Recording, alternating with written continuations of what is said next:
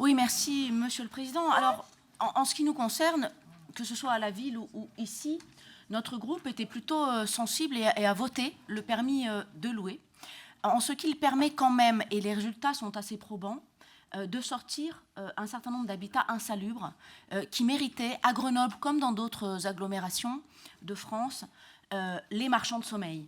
Et les marchands de sommeil, je pense que c'est quand même une cible que nous, en tant qu'élus locaux, nous ne devons pas manquer.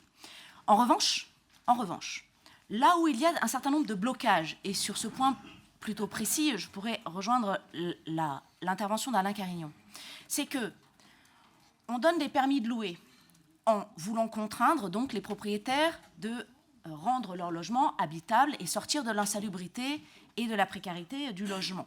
Mais à côté de cela, on a deux autres dispositifs qui n'accompagnent pas, voire pire, qui obèrent les capacités à investir dans les logements.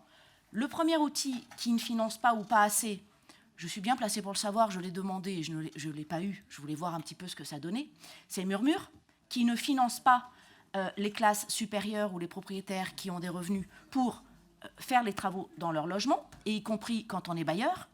Donc Murmure n'accompagne pas ces propriétaires-là qui souvent, lorsqu'il s'agit de marchands de sommeil, mais qui est un peu une insulte, mais qui ont un parc de logements insalubres ou de mauvaise qualité, qui n'auraient pas leur permis de louer, en ont plusieurs. Et là, par contre, la métropole ne les accompagne pas, puisqu'on a ciblé Murmure sur les ménages les plus en difficulté et les propriétaires habitants. C'est un choix politique. Je dis juste que ça n'accompagne pas la sortie de la mauvaise qualité des logements.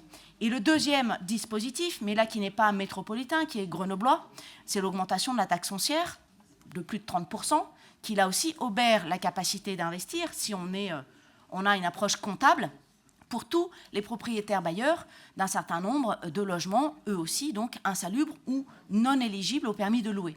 Donc je veux dire, on ne peut pas d'un côté avoir un permis de louer qui incite à sortir de l'insalubrité un certain nombre de logements, et de l'autre, des dispositifs qui ne financent pas et des taxes foncières qui augmentent alors qu'on devrait investir dans les logements.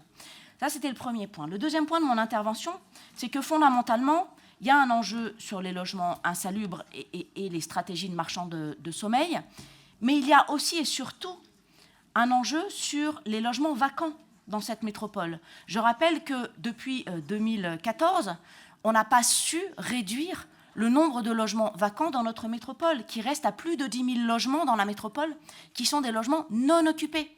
Et ça ne présuppose pas qu'ils soient insalubres. C'est juste que les propriétaires ne les mettent pas sur le marché de la location. 11 000 logements, c'est énorme. Et je crois que ça devrait être notre priorité à tous. Merci.